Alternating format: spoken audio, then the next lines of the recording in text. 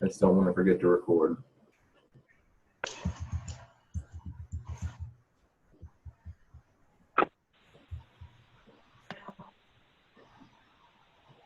Okay.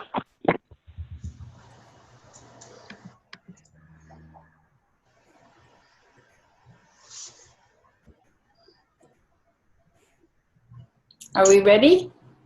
Yes, ma'am. Okay. Thank you, Jeremy. Welcome, everyone.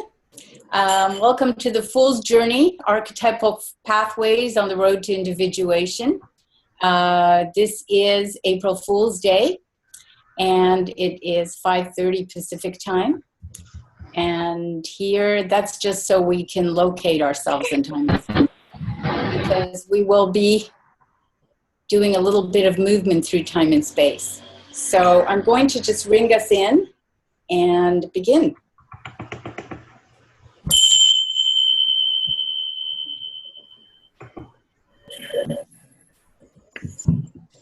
So welcome, everyone. Again, this is the Fool's Journey, and it's an overview of the journey that the archetypal fool, the tarot, makes, coming back home to the journey leading back to wholeness. So to begin, I'm going to take us through, whoops, we are not on, there we go. I'm going to take us through a meditation, beautiful meditation by Stephen Huller from his book, The Fool's Pilgrimage, Meditations on the Tarot. And this is a portion of that.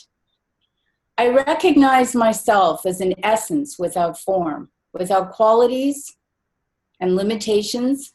I am all in all. I am no thing, but I am present in all things.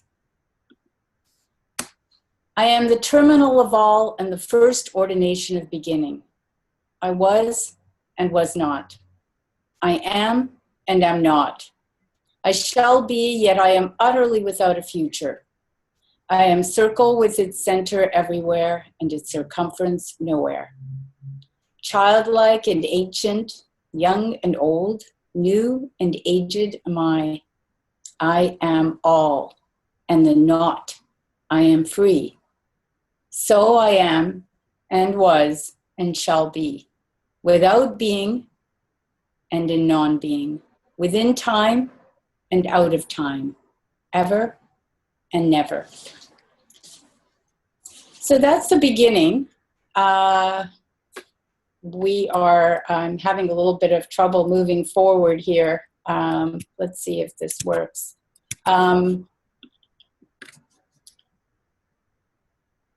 That's very interesting. Jeremy, I have to escape in order to move forward. Which is an interesting April Fool's trick. So everyone, I'm going to just go over some of these rich material and the slides for about an hour until we're through it, and then I will open it up to questions. If we get through sooner, I will certainly open it up to questions sooner. I'm trying to figure. So it begins with, this is a quote from William Blake, "If the fool would persist in his folly, he would become wise." So the fool is an image of who we all are, the innocent, the beginner's mind, the one who makes the journey, the trickster in some cases. So again, I'm not able to move forward. This is quite interesting. Okay, we're having a little bit of a technological glitch here for some reason. There it goes. There we go. So it's the mouse pad. So typical of the fool and typical of all of us when we are young, fools rush in where angels fear to tread, as Alexander Pope noted. Fortunately, we don't know where we're going when we begin our journey, or we might not take that step. And as we noted, let's go back for a moment to the image of the fool, who's actually behind me. I don't know if you can see me. He's about to step off a precipice. He's very optimistic. He has his little white dog, perhaps representing his instinct to remind him to pay attention to where he's going. He doesn't seem to be paying attention, however. The sun is shining on him. He has a small pack, not much, and the white rose for purity and innocence. Now, in the tarot, we notice a couple of things that are significant. One is that his sleeves seem to be the image of fire. And fire is an image in tarot that speaks of the beginning, of the first spark. So he's carrying the fire of life, and he is also carrying the wheels on his shirt, which might intimate the wheels of fortune. And he's about to begin his journey. Note that his number is 0, and we will come back to this. So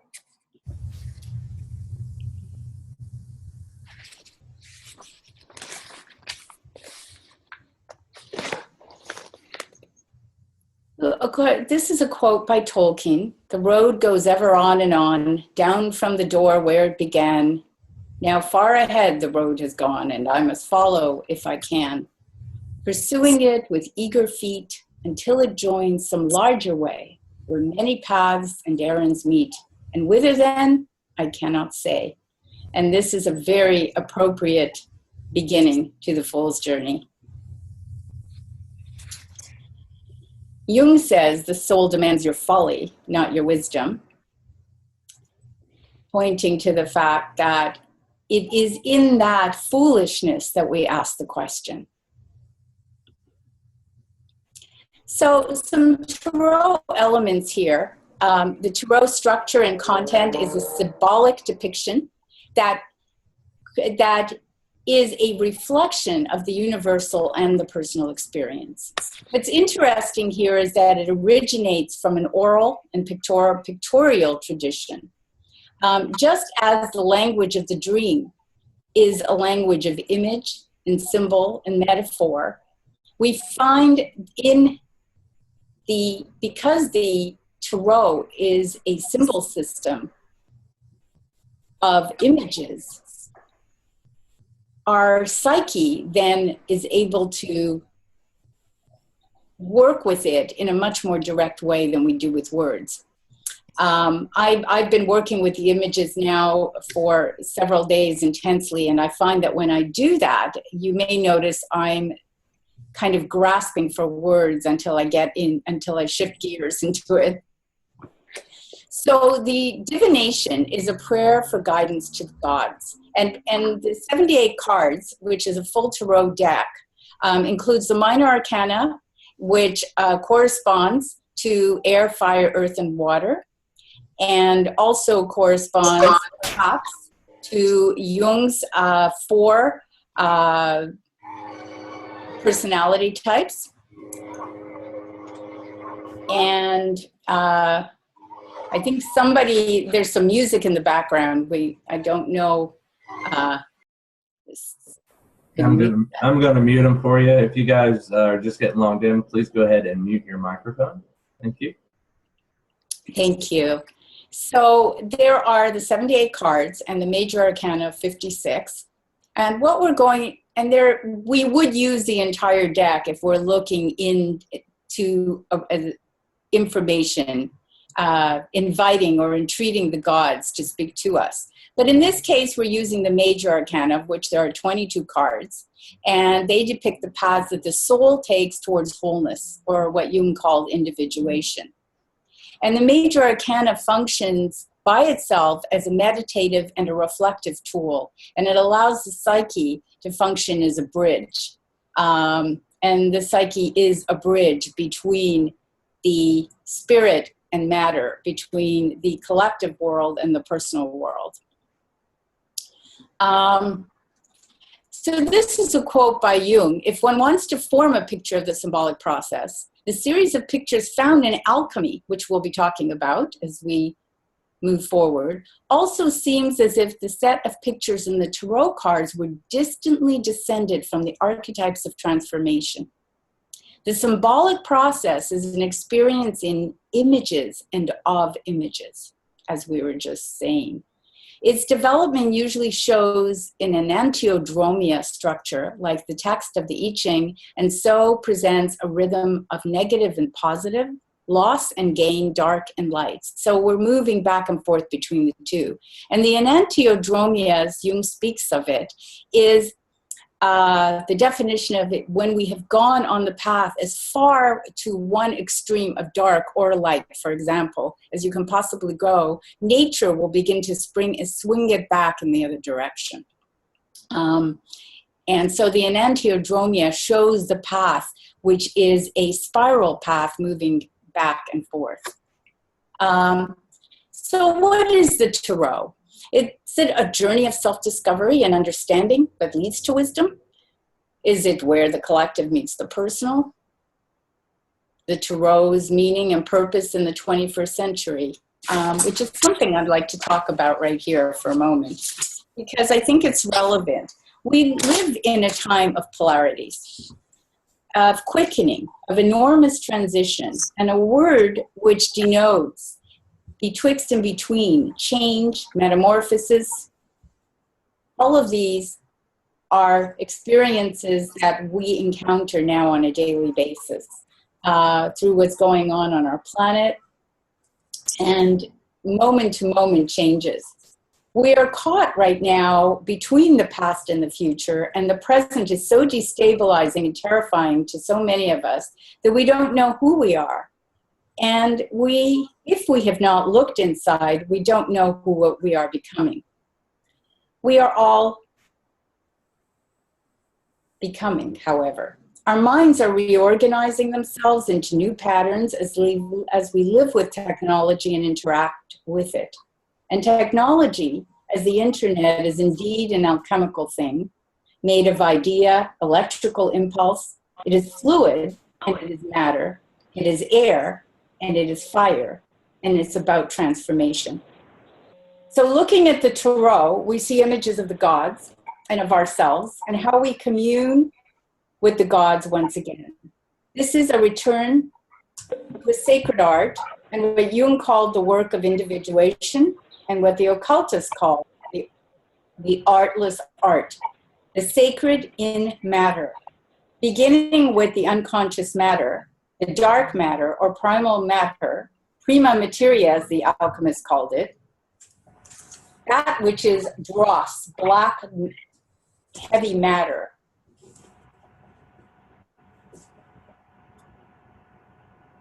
We are on a journey to turn it into something of great value, the philosopher's stone, the elixir of life, which is even beyond gold, although gold is a symbol of that incorruptible, pure substance of great value.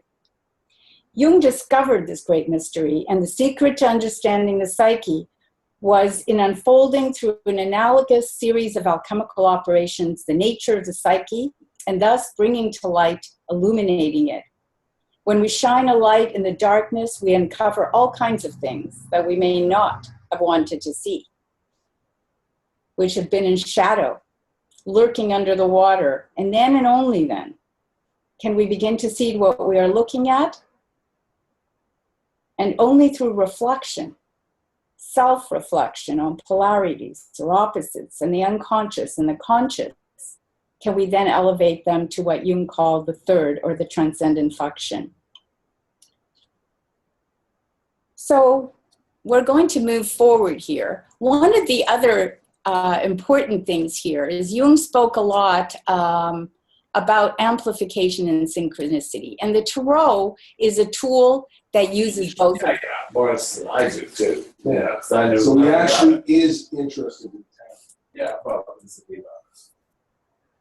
so we are not, by focusing and meditating on these images, we are not only amplifying images that are already in the unconscious, in the psyche, the imaginal realm.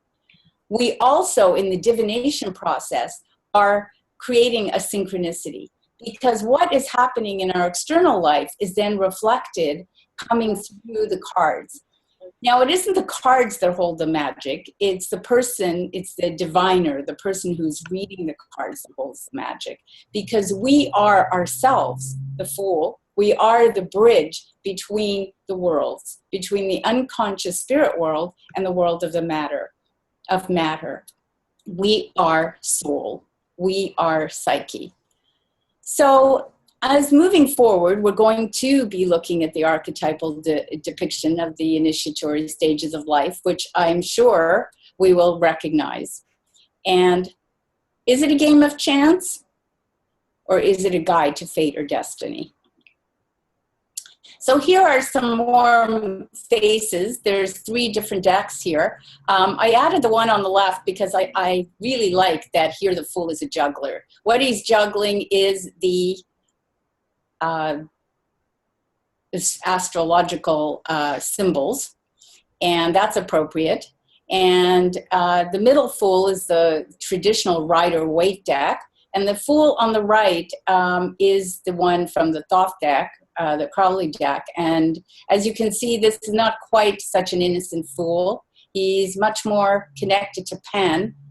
He's within the spiral umbilical cord, he is falling into nature.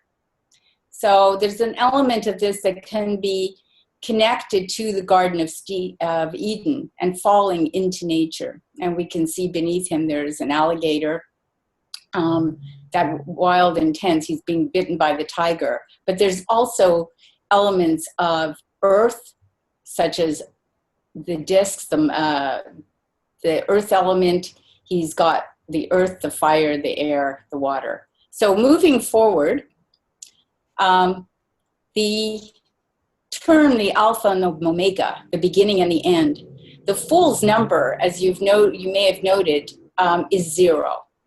And 0 is a symbol that intimates, or actually more than intimates, is the symbol for spirit.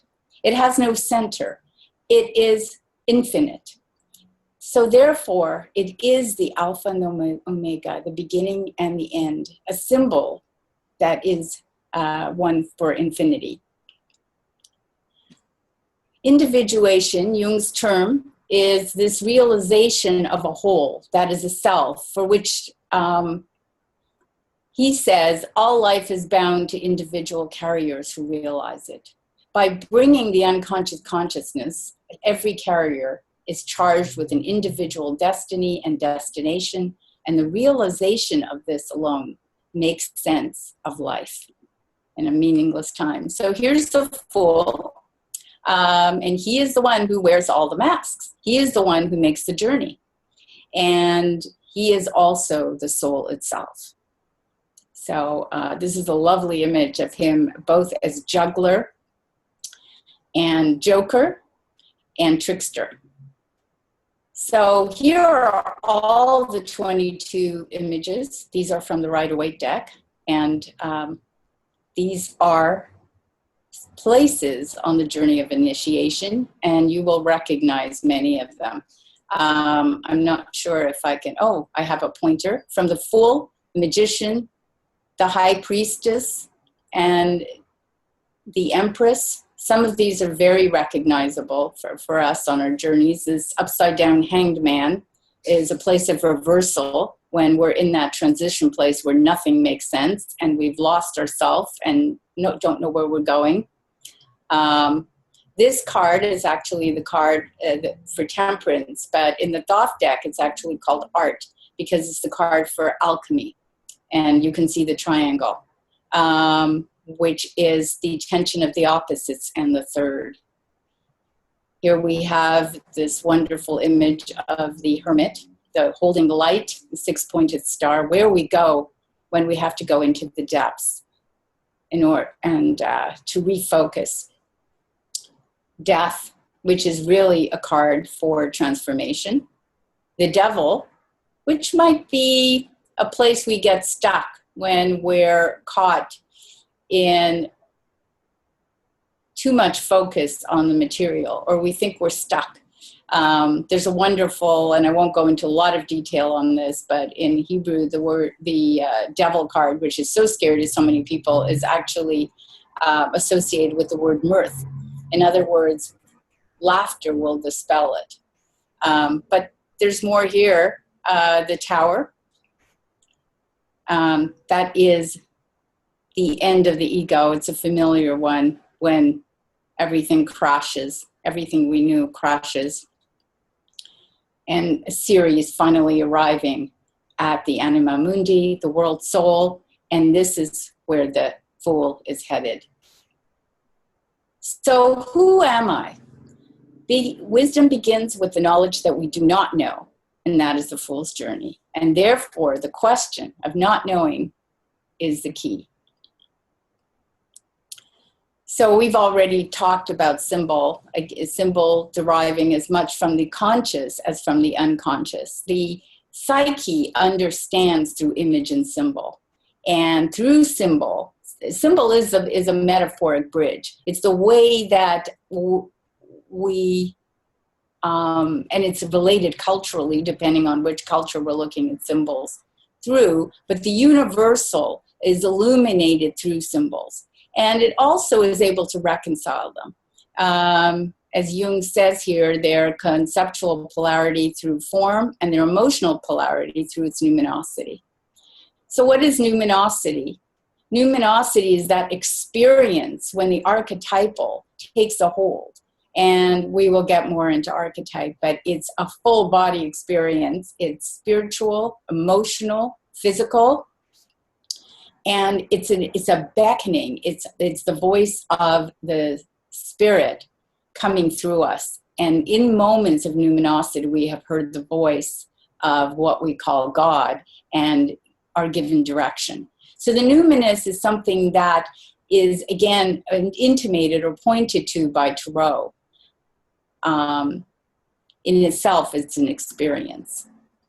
Archetype, and this is just something I thought would be important to remember, is illuminates that which we know, but don't know. So in other words, on the soul level, the essence level, we know it. But on the conscious level, we may not know it, so we get hit by it sideways oftentimes. So there's more here on archetype, which I thought was really important in speaking about Tarot. Jung talks about archetypes as primordial images.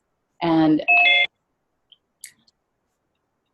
as of a biologist's patterns of behavior. So it's inborn, it's both instinctual and it's also archetypal, it's also universal. So we don't need to get too much into this at this moment. It's a little more intellectual and heady, but it's important to know that the myths and the fairy tales, the dreams, all of these speak to us, and that's why Tarot is still so popular, and there are thousands of decks now, because they dazzle, they invite, and they inspire us. And they are numinous. They arouse deep and intense affect from the unconscious, and they're formless, and they come into form through image and symbol. And they resemble instincts, which are of the body, and in that they cannot be recognized until they manifest in intention or action. As when we fall in love, when we are really angry, and we don't know where it came from, when we feel intense ecstasy, and on and on.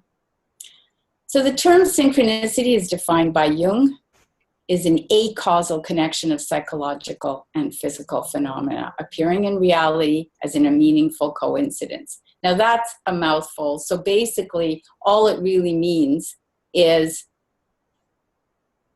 that, again, it's the collision, in a sense, of something happening in the outer world at the same time, or very close to in time and space, to what is happening in the internal world. So it's a meaningful coincidence is a much simpler way to describe it.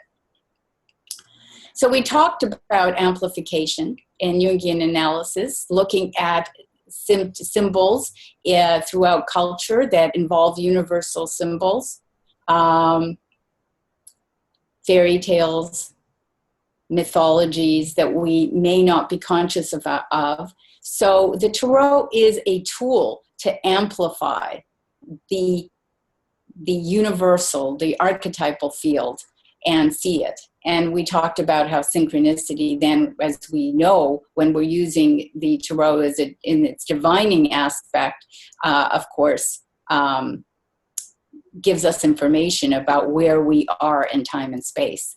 So Jung says when images of the collective unconscious appear, one must extend and reinforce their meaning by all the conscious means at our disposal. And dreams, of course, are the most direct of those, but tarot is one that is also always there at our disposal when the dream world is not speaking to us. So here is one way and one perspective on how to see the layers of the journey, which in this brief introduction, we're not going to have time to go into each of the cards because it's an overview. But we can see that Fool, who is 0, is the one making the journey. And there are 3 levels of initiation depicted here, and they are very linear, but we'll go into other ways of perceiving it. As you can see on the left over here, where the arrow is pointing, is the magician. And the magician, number 1, he has this lovely symbol for eternity over his head, as does the strength card right below him.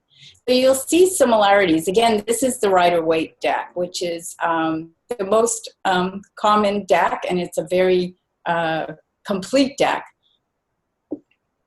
And very lovely, very medieval. So the Fool is wearing the mask here of the magician and all of the other figures as he moves through his journey to arrive at wholeness, spirit and matter, the Anima Mundi.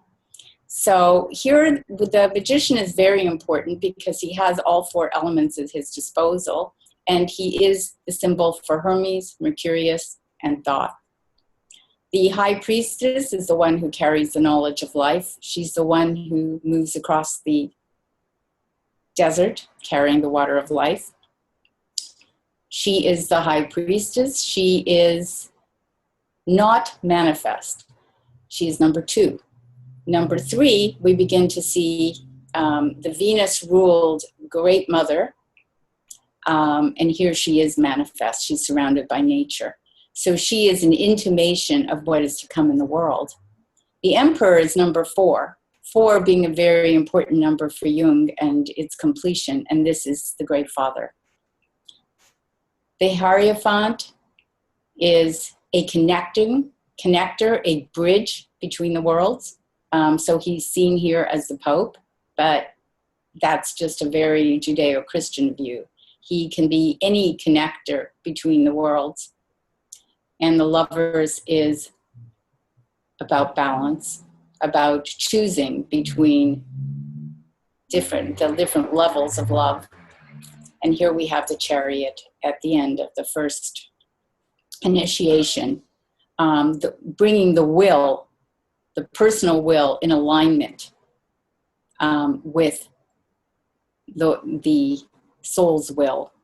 And so this is a beginning, and I'm not going to go through all of them, but for the sake of time, perhaps we can come back to them. But we can see many phases here that will resonate potentially. So this is just very specifically showing that same thing. Now here's a very, very important point here. As above, so below, which in the ancient Hermes Trismegistus, who is the father of alchemy, and the above, so below, we're all familiar with, connects the universal, the archetypal world with what is below. But we have here the opposites, the tension of the opposites that Jung spoke of, and the transcendent third. So therefore, between these tension of the opposites, between holding dark and light, good and evil, sickness and health, whatever the opposites are, we must, in order to come to consciousness, balance these, juggle them, balance them, dance through them to arrive at what Jung called the transcendent third. So here are a couple of definitions that are pulled. Jung says, as I see it, as a three-dimensional world in time and space is like a system of coordinates. It may appear in time, space timelessness is a primordial image with many aspects. So it's connected to nature in three-dimensional world. The tendencies of the unconscious and the conscious are two factors that all together make up the transcendent function. And this is the transcendent function right here at the top. It's called the transcendent because it makes the transition from one attitude, which is over here, to another organically possible, which is up here. So here we bring a different view, and one that is the one that I've been studying for many years and is depthlessly, it has incredible depth, and it's a way of looking at the cards on the Tree of Life. This is the Hermetic Tree of Life. It does emerge from the Hebrew Kabbalah. We don't know how ancient it is. It is perhaps goes back to Egyptian times. It's very old. What's interesting is that in the middle of the 1800s, when the occultists started to study this, they discovered that in using these playing cards, which we're not quite sure where they came from, some people say they came from the Egyptians or the Gypsies, we don't know. But they appeared in the medieval times, and they are a pictorial story of a way to work with the paths of initiation. So these spheres on the Tree of Life represent God energies, astrological planets in some case, and the cards fit perfectly. And there happen to be 22 cards, which is an interesting synchronicity because there are 22 letters of the Hebrew alphabet. Now, whether that was originally the case, we don't really know, but the correspondence is extraordinary and synchronistic. And correspondences are the way that we play with tarot. So I did an enlargement here just so we could recognize some of these. So here we have the Fool at the very top, and he's moving between wisdom, which is a place of the Shekinah, the Sophia, to the first spark of life. And here we have going from understanding, which is the other side of Sophia, wisdom and understanding, connecting through the magician who has the tools to be able to bring them into manifestation. And here it is crossed by the Empress, who is the Great Mother, and she bridges these two. And then there's another bridge that goes down the center, and here we have the High Priestess who carries the water of life across the desert, and she is the keeper of knowledge. So that's just in a nutshell. And here we see the Fool on the Tree of Life. The colors are very significant. They appear in the cards. They are purposeful. The yellow here is definitely, this is the sphere of individuation, of the soul, of the divine child. And we can see that the Fool is connected to this. The bottom here on the tree, where there are 4 elements and the colors are darker, earth tones, we see these same primal colors that have now are denser in matter. And so the Fool's journey is bringing spirit into matter in the end, from heaven to earth, and then, of course, back again. So here we see on the Tree of Life, there are two paths. The one coming from the top is called the lightning path, which is that spark when we're illuminated, and it's very powerful. It's a numinous experience. The one on the right, the serpent path, is a path where we wind around. It's the path of Kundalini. It's also DNA. And it's the winding path from earth. And as you can see, it is actually called the serpent path. And here's Jung's version of the serpent path. And you can see clearly Jung working with this same energy. Another interesting thing is that if you look at the tree itself from the top down or the bottom up, it's a spiral journey. So let's take a look.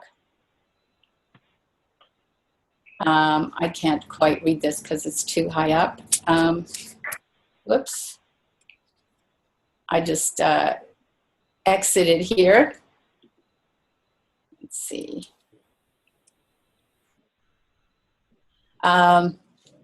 So I can't read what I wrote here, but here it is.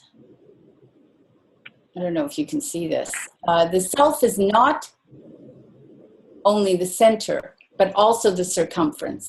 The self is on the outside, but also at the very, very core, which embraces both the conscious and the unconscious.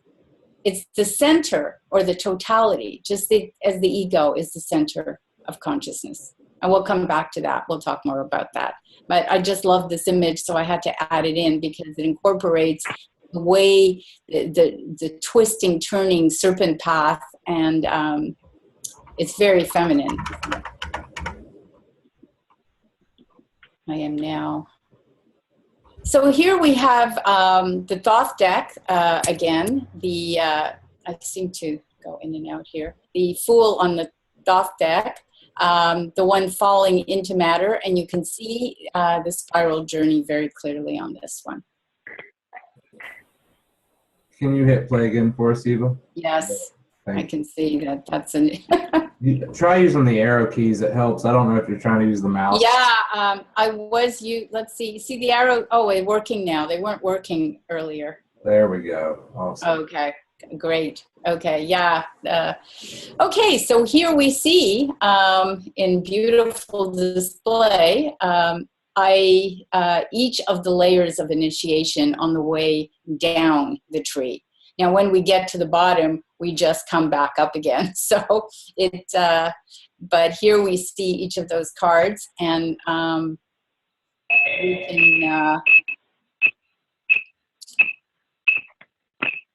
There's some, okay. So I'm going to just move through these, and we can come back to them when there are questions. We can just take a moment and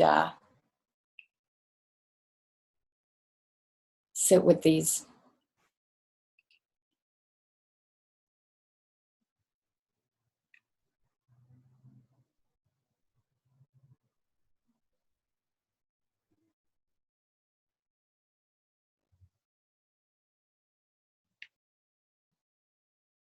Now here's the Thoth Tarot.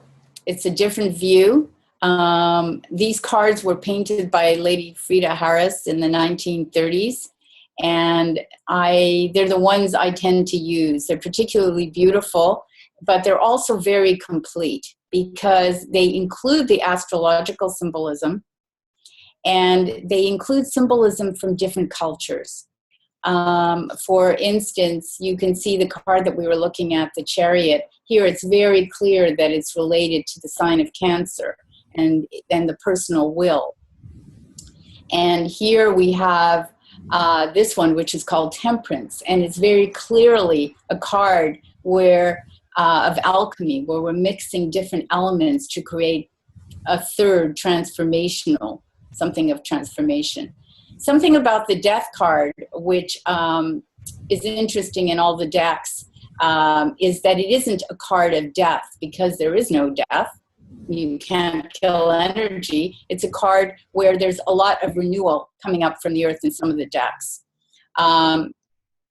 This, of course, the Hangman. We can see here that he is hanging from the Ankh, another symbol of eternal life. And here we have Cerberus, the three-headed dog on this card. Of course, the Wheel of Fortune, we all recognize that. He did reverse these two cards. There's a lot of discussion as to whether this is accurate. This particular card, which he calls Lust, which is the card for strength in the traditional, is a mastery of over dense matter. So there's alchemy, and the tree is very prevalent in all of these cards. So I particularly love these cards. And here's Adjustment, which is a card for Libra. It's Balance. This, by the way, is a card for Leo. And moving forward, I didn't do that. That actually happened by itself. So here we see the Magician again. And I'd like to focus a little more on the Magician.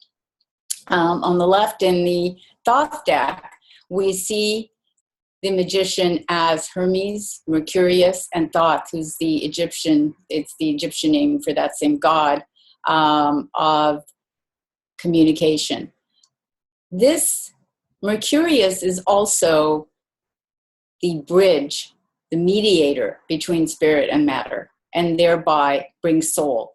He is the dream messenger, the traveler, the trickster, and we see he is juggling the four elements here and wearing the winged feet.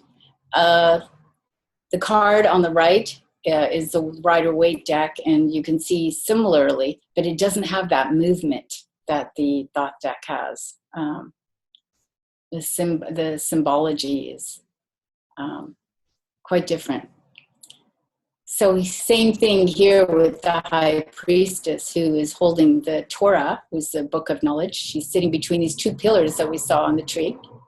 And again, she is bringing the image, the knowledge, but is not yet put into words. It's an oral tradition. On the left side, we see in the Thoth deck, her Hebrew name being Gimel, which is camel, because she's the carrier of life. And we can see that she is the veiled one. The High Priestess is veiled. She's not quite manifest. She is the knowledge that is hidden.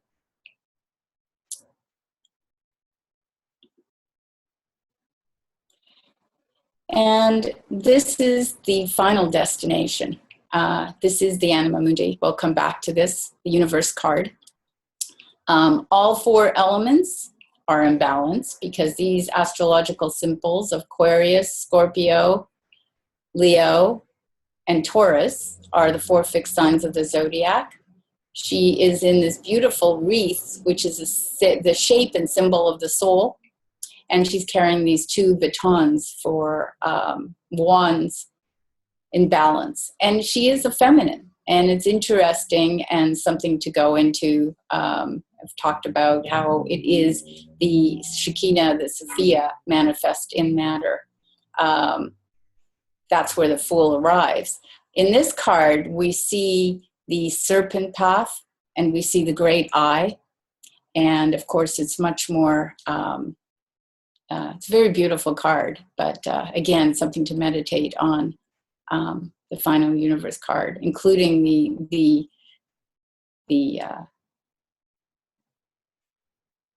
coiled, the spiral head. So here's another way to play with numbers and to play, because numerology also comes from the system. So we have the 3 here, which is the Empress, who's connected to Venus, and she is manifest she is the Sophia, the great manifest, great mother in her splendor. And here we have the Hangman, where there's a reversal, and it's also 3, because 12 is 1 and 2, which also makes a 3. And in this state, which is experienced as a kind of crucifixion when the ego sense of self begins to break down and we're in that place of darkness where we don't know, we are often suspended as though upside down. And this reversal is very important in order to see and envision a different point of view. And again, at the world, the final destination is also a 3, because it's a 21. Throughout the cards, we see these correspondences, which access and illuminate and teach, actually, the intuition. The more we use them, the more the intuition is amplified and honed. And they're the ahas that break through. And this is just one example, the number 3, which of course is an important number.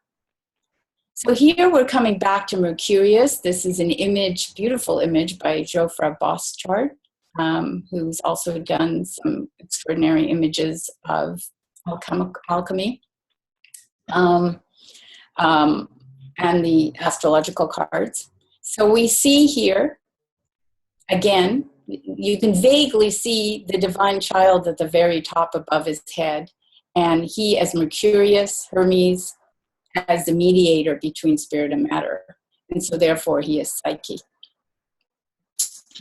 He's wearing the wings, and he's bridging spirit and matter. Above his head, at the very, very top here, we can see what they call the Ein Sofor in Hebrew, which is the limitless light that is even beyond this first light. That is the beginning of bringing us into matter. So this is just a little more on it, that originally a wind god.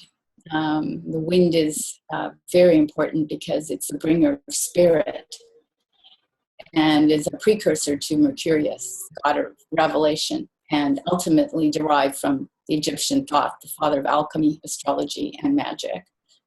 And a little more on the Hermetic philosophy is based on the Corpus Hermeticum, which is a collection of Neoplatonic, mystical, and Gnostic writings dating back to the 3rd and 4th centuries. They may be older than that. So coming to the self, Jung's interpretation of the self, which is the central yellow part that we were talking about on the tree, the golden part, the divine child, and he says the self appears. The fool is the self. It's the image of the self. And the self appears in dreams, myths, fairy tales, and the figure of what he calls the supraordinate personality, the hero, the king, the prophet. He's a symbol of totality. And as we can see, the fool carries that within himself, because the fool symbol is 0, which is also a symbol for wholeness and totality, and is the circle. He goes on and he speaks about this union of these 2 opposites that we've spoken of, and how the 2 opposites appear as the united duality in the form, for instance, of Tao, as the interplay of yin and yang. And of course, yin and yang is masculine and feminine, dark and light, good and evil.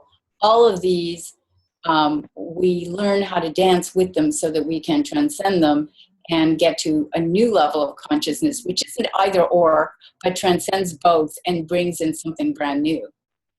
The self appears as a play of light and shadow, and although conceived as a totality and unity in which the opposites are united and transcended. So I love that he refers to it as a play, because that is what we're doing. We don't have the answers. So all of this is about approaching in the spirit of play. So a little more on alchemy and individuation. Alchemy being a symbolic representation of the individuation process. Individuation, again, being the journey to becoming whole. So he says alchemy as a nature philosophy is a great consideration in the Middle Ages. It throws a bridge to the past, the gnosis, and also to the future, modern psychology, the unconscious. And he goes on to say, only by discovering alchemy have I understood that the unconscious is a process, and that the ego's rapport with the unconscious and its contents initiate an evolution, more precisely, a real metamorphosis of the psyche. So in other words, the psyche is literally like a caterpillar dissolving into the imaginal cells, and from that point becoming a butterfly. That is the process of transformation that we see in alchemy. Here we have, again, the Magus.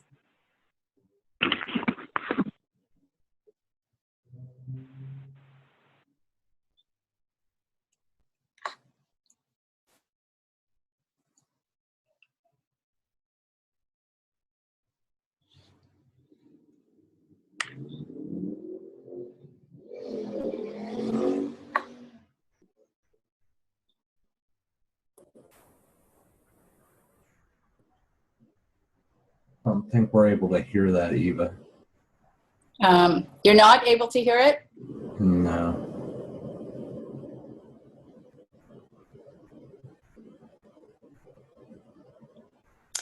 Is there a way that it can be heard?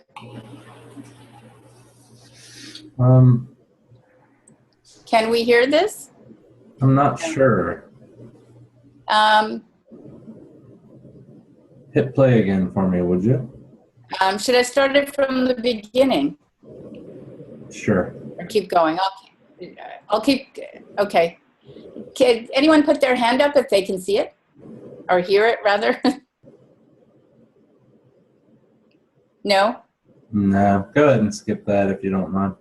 No, not at all. Anyway, it is on available on YouTube, and it's Jung speaking about alchemy, for those of you who can't hear it. And it's only about a minute or so. Sorry we can't hear this. Okay. Nevertheless, this is a little diagram that I put together on breaking alchemy down from a very personalized viewpoint, beginning with that, the negredo, which is the blackness, the dross, the darkness of when the ego begins to break down with unconscious matter, or what the alchemists referred to, where we begin the prima materia. And from this leaden place, because this is lead, coming to gold, which is the conjunction or the third that we've been talking about. And it goes through a phase, and it's a very long phase. There are can you hear me? Yeah, we can hear you. Okay. It's a series that there are the medieval texts, and the Splendor Solis has some beautiful images of this process. And alchemy is actually 7 phases of transformation times 3. Interesting, because in a way it again corresponds to the 21 major arcana. But in this case, we're just going to look at the 3 and the 4th. Then the 4th is kind of the breath in between. So we begin with this blackness. Then we move as we've dissolved. This is the process of the caterpillar. Dissolves, and in the albedo phase, which is called the whitening, from the blackening, which is the negredo, the whitening, the spirit enters. And the rubedo phase, we come into matter, and we are enlivened and transformed, and there is new life. And through that, we arrive at the conjunction. And now studying alchemy is much more complicated than this, of course, and this is just the first conjunction, and then there's a series of disintegrations where we finally, the purpose arriving of bringing spirit into matter. But this process is the process the alchemists were working with, trying to take the elements and turn what they call lead, what is valueless, into gold, which is something of great value. And Jung saw this process in the process of analysis.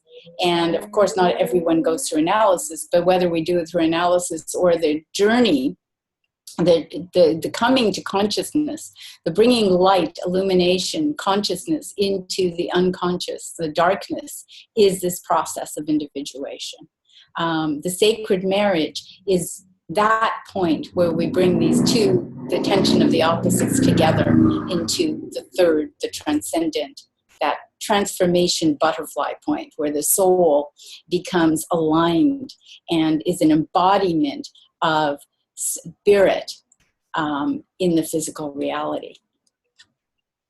So back here, we're back to the beginning and the end, the Alpha and the Omega. And another quote by Jung: we can easily understand the central importance of the resurrection idea. Our psyche's totality reaches beyond the barrier of space and time through the progressive integration. We have a reasonable chance to make experiences of an archetypal nature, providing us with the feeling of continuity before and after our existence. Why are we here? What is the meaning? So the better we understand the archetype, the more we participate in its life, and the more we realize its eternity or timelessness. And here's a quote that I found by Moni Sadhu: man creates the link between nature and archetype. And tarot is a method of linking that collective unconscious, the archetypal realm, the collective, the objective psyche. Jung used all three of those terms. This realm of the gods with the world through the imagination, with the world of the personal ego, the body, matter, thus creating a pictorial bridge between the worlds. Again, that of the imagination. The imagination is the key bridge between the worlds. So this is the fall of into matter from spirit and the journey home. I love this quote, so I had to add it. In the end, it is the journey that matters, not the end. Beautiful circle to that. And of course, T.S. Eliot: we shall not cease from exploration. And the end of all our exploring will be to arrive where we started and know the place for the first time. And there is that circle, the Alpha and the Omega. Arriving, spirit embodied in matter in the Anima Mundi.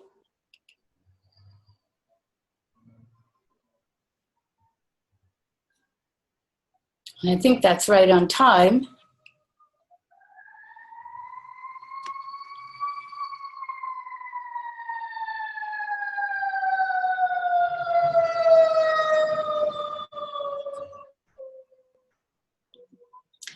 And this is my contact information. That came and went very fast if anybody needs it. And that is basically the end, and bringing the sacred into matter on the journey. And I'd like to open it up for questions, if there are any. Love to hear from you all. Thank you, Eva. If anybody wants to ask a question, you can unmute in the bottom left-hand corner. Also, if you want to turn on your video, the video button is there as well. So, Eva, I have a question. Yes. And this is, and I'm Jamie from Cruz. Hi, Jamie. I want to ask you a broad question based on your experience. If these pictorial images are a key route to understanding and transcendence, how do you see pictorial images racing against technology and the rest of our experience in the modern world? Do you see this being eclipsed or broadened? That's an excellent question, Jamie. And I personally, you're asking me personally, I perceive it as being broadened. We are inundated with images through the internet, I think, in these times. I find that one of the interesting things that happened for me in putting this together, because I put quite a bit of time together, is I began, and I don't know if this is true for other people, I've always been a really avid reader, but it's become more difficult. And we talk a lot about how the internet gets in the way of concentration, but the images are a direct bridge. I mean, they're very, very like dreams. I mean, dreams are a way of working with images if we follow them. But I think at this point, I mean, when I was looking for images, even we're just inundated. They're everywhere. So I think that this is a fascinating question because I've been doing giving it a lot of thought as to how the internet is changing us. And how so in the world, it's actually creating new bridges in our thinking. And certainly images are one way that bridges and crosses culture. Does that touch on your question? Does it answer it? Indeed, yes. Thank you. Thanks for the question, by the way. It was a great question. All right. Anybody else? Go ahead and unmute in the bottom left-hand corner if you want to talk.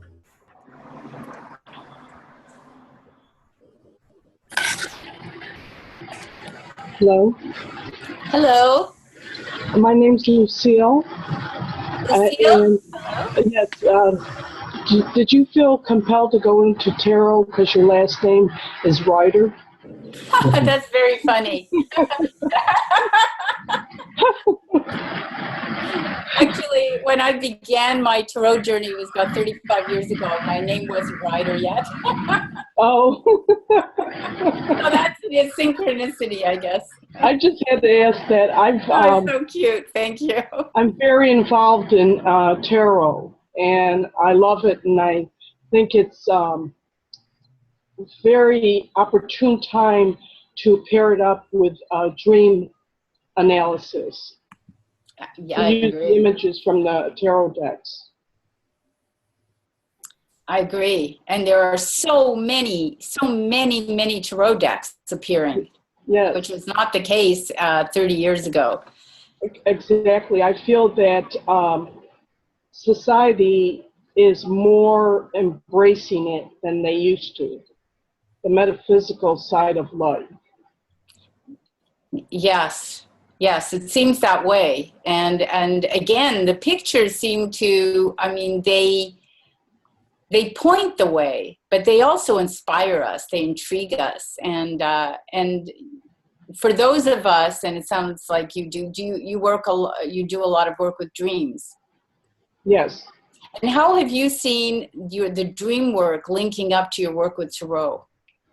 Well, I actually still use it as an intuitive sense, in the sense of when like, for example, when I'm working with myself, my dreams, I actually choose the deck that I'm going to use, and I'm instinctively choosing the cards without looking at them, and it really answers my question. It does. I have the same experience, and I've used it, but like yourself, I use it both ways. I'll use it as a divinatory tool, using the entire deck. And sometimes if I know that I'm in the middle of an initiation of some kind, or I need to focus on something, I will pull one card. Often it's one from the major arcana, and then just commune with it for a few days. And the Toth deck is also my favorite. It's an extraordinary deck, and and it's complete. It's probably one of the few decks that is really complete, because it does contain the astrological correspondences, and it's cross-cultural. Well, thank you very much. I loved your presentation. It was wonderful. Oh, thank you so much, Lucille. And thank you so much for your question and for being a part of it. I couldn't have done it without you. Okay. All right, it looks like Vic has his hand up. Vic, did you want to ask a question? I'd like to throw some soup in here on this. Yeah, Hi, Eva. Hi, Vic. How are you? I'm wondering about done a lot of study with the alchemical process and metaphors and imagery and symbolism, and recognizing that our world is evolving in a, sort of at a rate where none of us can keep up with it, and there's a panic almost related to that. Exactly. And how much, there's no perfect answer here, so I'm just looking for an open kind of what your thoughts are right now is the old world, these are thousands of years old, some of these information, some of these metaphors, some of this imagery, and it's beautiful work. But how much of it may be transforming and changing? And do we need to ask the question of what's the metaphor of the metaphor? What is changing in our symbolism that's critical for us to truly transform and change? Your thoughts? That's a great question. And I think the answer is yes. We have to ask all the questions right now because our whole frame of reference is shifting. I don't know that the archetypes change, but the actual way that they appear is changing dramatically right now, and we don't know. And I think it's interesting, Lucille had brought up that why there are so many decks, and people are creating more and more decks. And I think that the imagination is really not only our key, but by following the imagination, whether, including dreams. I mean, I do, dreams are the guides of my life. So, I mean, I think, in this case, this particular energy of the Hermetic, the Hermes or Mercurius, I often use that image as a guide. I see him as the mediator between the worlds, as I think so did Jung. I think that in alchemy, he is also the mediator. He is the connecting point. But that remains. I mean, I find that having some image or some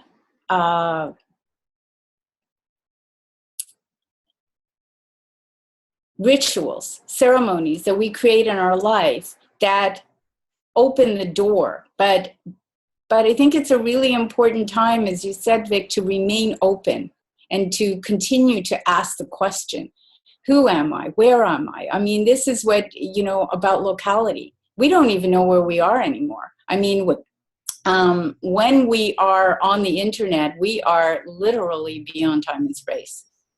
We're moving in some other locale.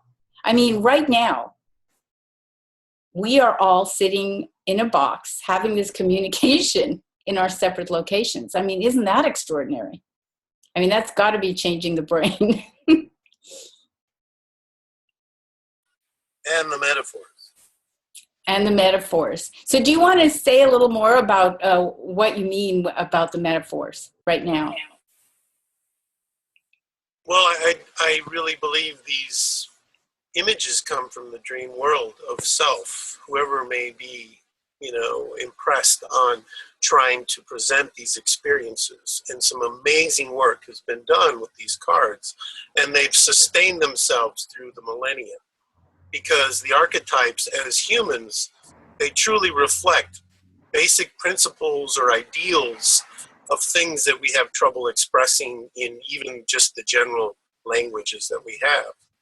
But I also see now is that there is an evolving that is happening so dramatically fast and so impenetrable that we need to be able to open ourselves up to archetypal transformation, not just reach to the archetypes, but to consider that fixed archetypes are actually changing themselves. And, you know, let's take a specific example. The Fool. It's my favorite character. April Fool's Day is my favorite holiday, which is what we're on right now. Happy April Fools. Happy April Fools. The Fool is the one that knows. The Fool is the one that experiences, but not necessarily in our world today. The Fool is this strange character that doesn't know, ironically, you know, throughout the time. So I take it as an example is, how does the Fool card change in this amazing time in our lives where the world is beyond our understanding? And how can the Fool establish a foundation for understanding that takes us into an evolved humanity?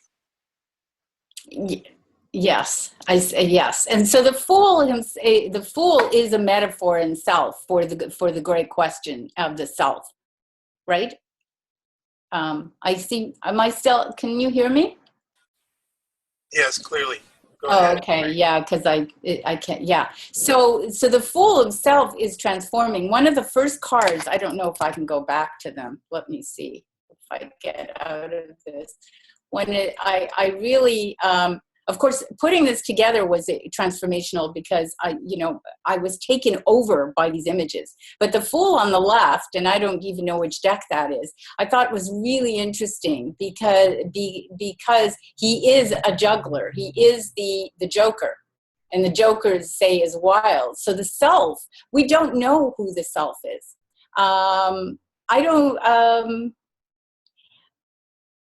I agree with you fully. I think that right now we're in a place where the best we can do is to stay grounded, which I can't claim to be. And certainly this, being on the internet, having this conversation isn't grounding necessarily, but staying receptive and open and continuing to know that we really don't know.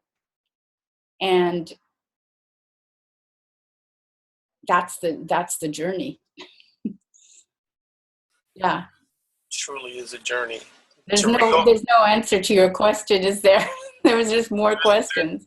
There's not an absolute. I think the question is actually the answer today. And as we ask more and more powerful questions, I think we're actually going to journey ourselves into a new humanity and unfix ourselves from what we think the answers are.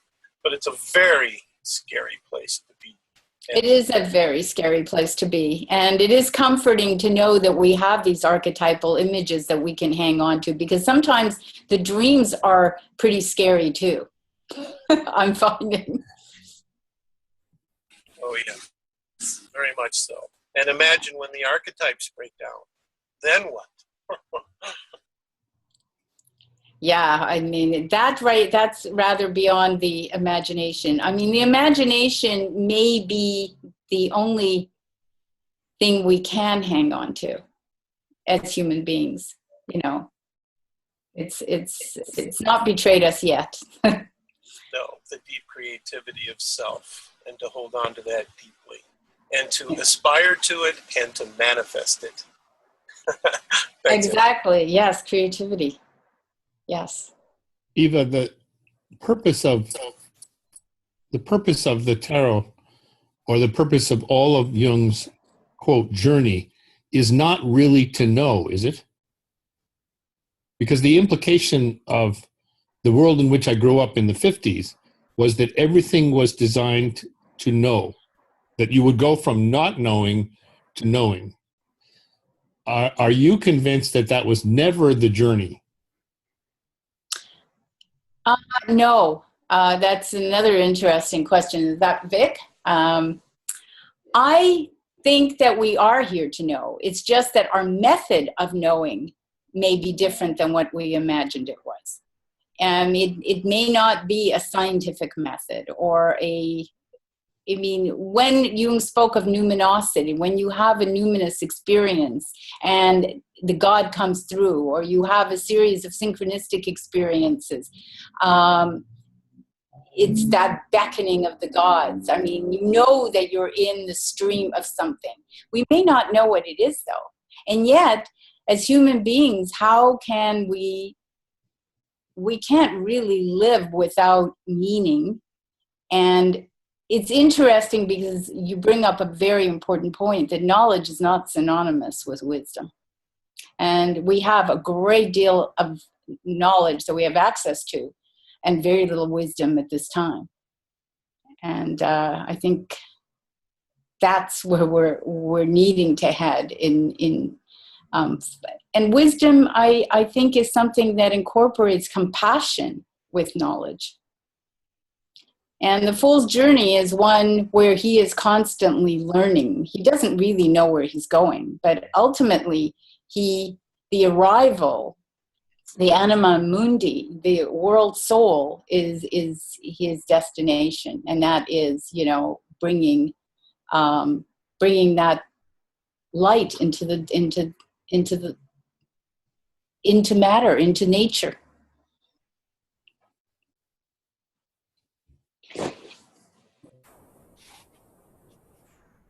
All right. Amazing question. Amazing questions. Thank you. I believe that was Jamie. Thank you, Jamie. Anybody else want Thank you, Jamie. to ask a question? Eva, Yes. are you the mediatrix archetype? Yes, I think I am.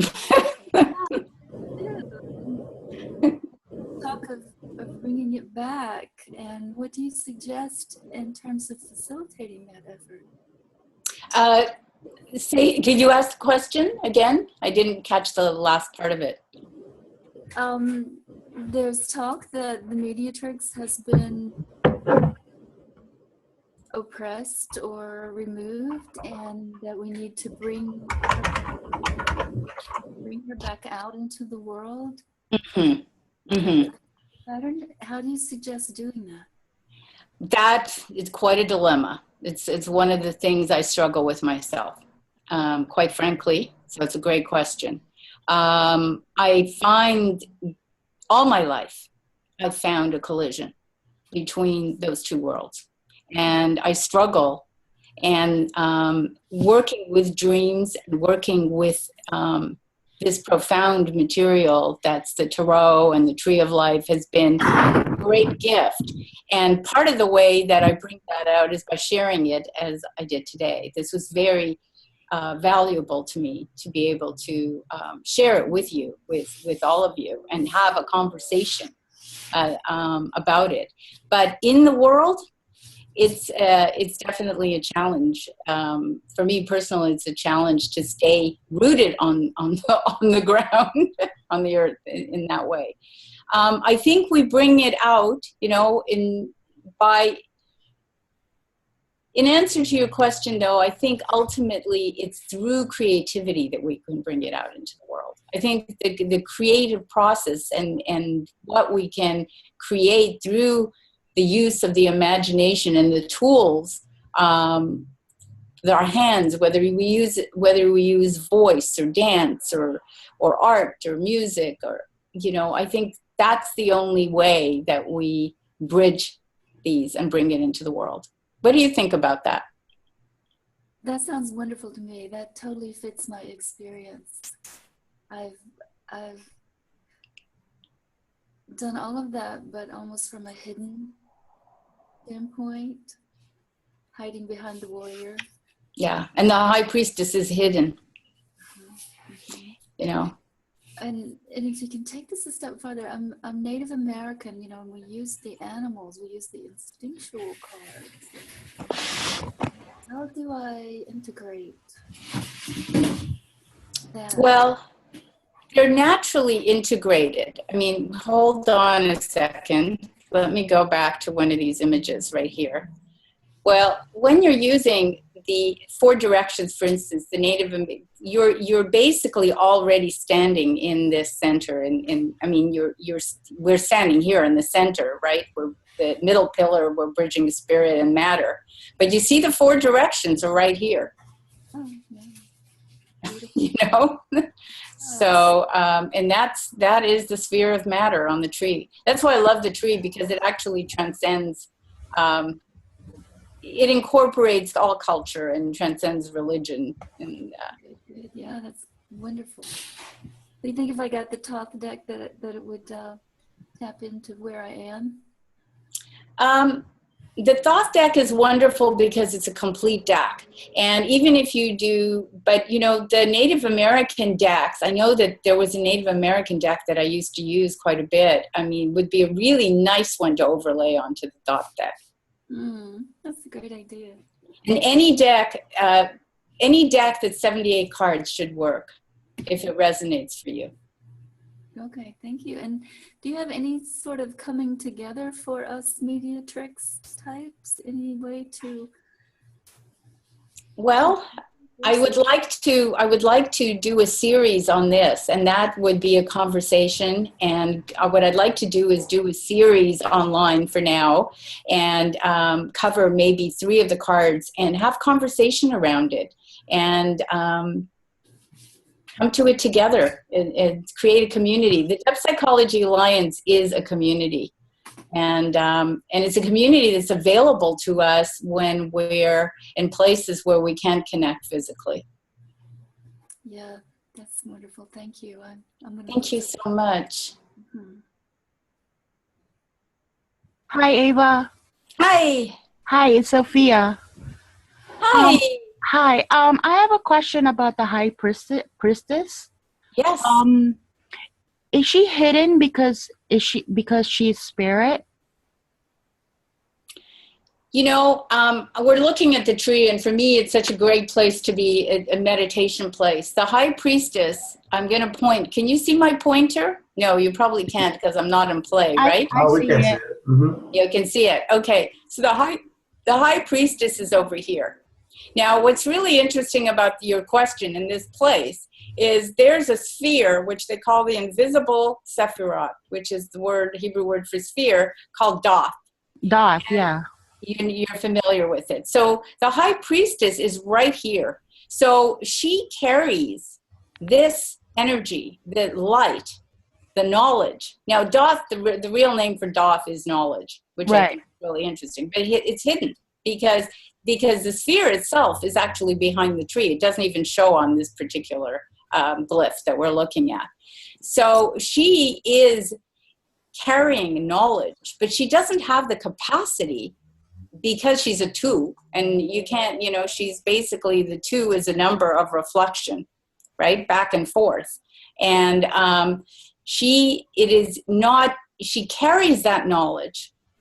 She is veiled, but she is not the one who brings it into manifestation.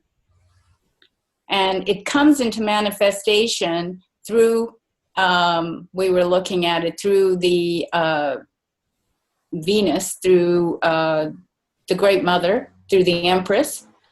And then again, the Empress is, of course, repeated right here, down here.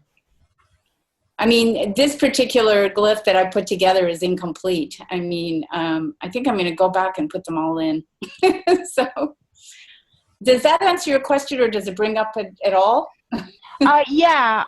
Just from my own understanding, Doth is like the doorway towards the 3 logos, the 3 Sephiroth on top.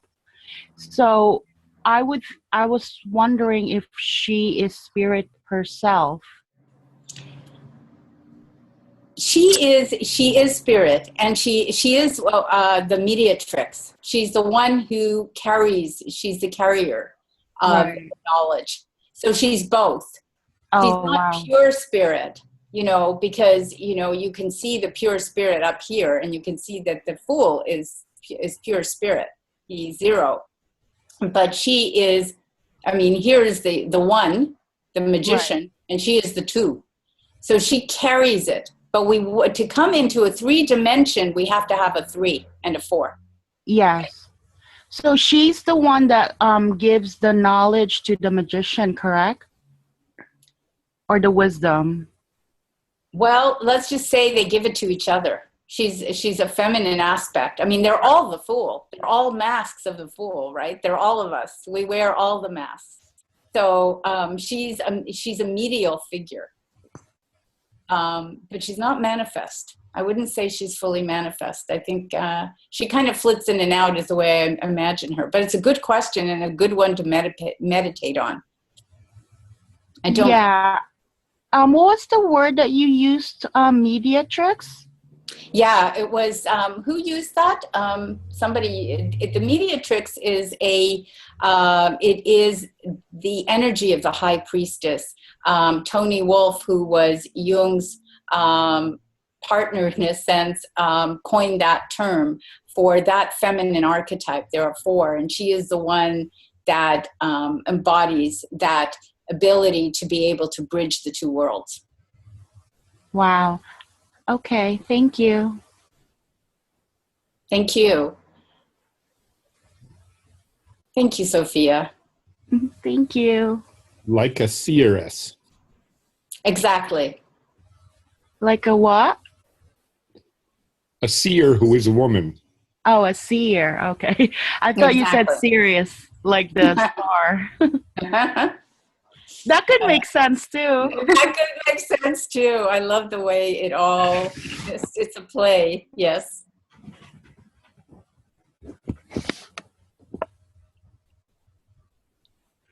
So, another question someone is asking. So, the last card is the Anima Mundi, right? Yes. So Yes. when we individuate, when we acquire that higher consciousness, she's the one that's gonna come up from Malkuth, which is Earth, going back to the to Kether. Yes, she begins once we've arrived, of course, if this is the interesting thing about it is she is heaven on earth, so to speak. I mean, she is the pathway that brings us to earth. She's not actually the earth itself, right? She's a pathway. But this sphere, the sphere of Tiferet, which is the divine child, that of enlightenment, of individuation, is, and I think of it as the soul. Yes. I imagine Hermes being bridging it. And Hermes is actually, of course, up here. He's a magician. But you know what's so interesting about this is that the journey is back and forth. It's like this, and I had hoped I would mention that. So you're really a dance between the polar opposites. You're dancing up and you're dancing down. You're going as above, so below. This is the atomic level to the minuscule level, nature and spirit, back and forth. They're the same. Right. So the Anima Mundi, once we individuate and we acquire that higher consciousness, in my understanding or my perspective is that the high priestess is, you said that she's not manifested. So would you say that the Anima Mundi is the matter that would translate back to spirit? Am I making sense? Yes, you're making sense. Absolutely. Yes, she is embodied spirit and matter. Yes. Wow. She's in perfect balance, you see. Right. And then you said something about it's a dance between the Sephiroth. So my understanding is that we go up and down, like you said, the dance. So the dance would be like our consciousness, correct? It depends whether we're unconscious in the shadow or when we're in this pure awareness. We go up and down the tree through our mind. Yes, through our imagination. Through the imagination.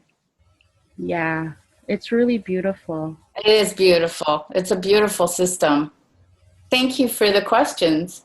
Is there one more? I think we're at the top of the hour, so maybe we have time for one more short one. Is that right, Jeremy? Are we near the end? We can do one more. Yeah.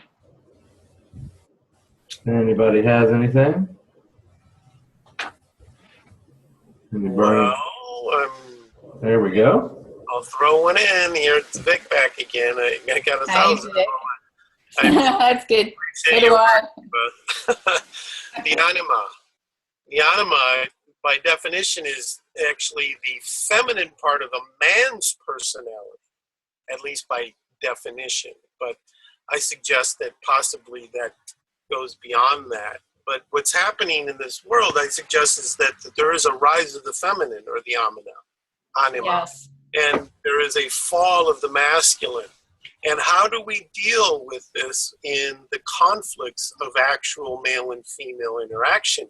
Because it's creating war, because we don't understand what's happening. Men don't know how to support the rise of the feminine, and the feminine don't have a clue why they're rising. Any thoughts? And how do the tarot cards and how can the Fool play a role? Thanks. Well, it's a really great question. And I think that the confusion here arises, and it comes up a lot, is that the terms, the masculine and the feminine, are confusing in themselves, because they really are yin and yang, right? So they're not really related to gender. They're energies. They're the negative and positive. You know how in California we speak about positive as positive and negative as bad, right? Well, it's the same kind of thing. You need both of those to create an electrical charge.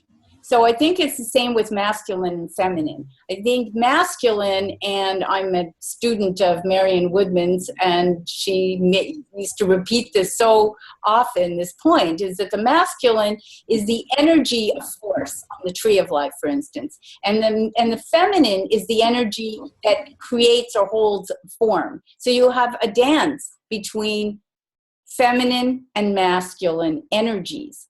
But in terms of how we're going to embody it in the times we live in, I think we each have to embody both.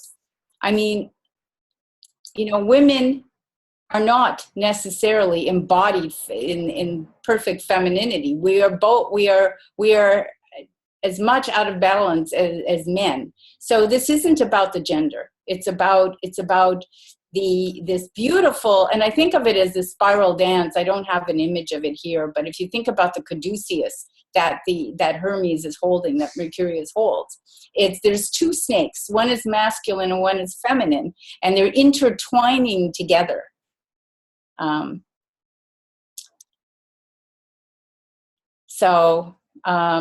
think coming to balance is again, you know, coming to that.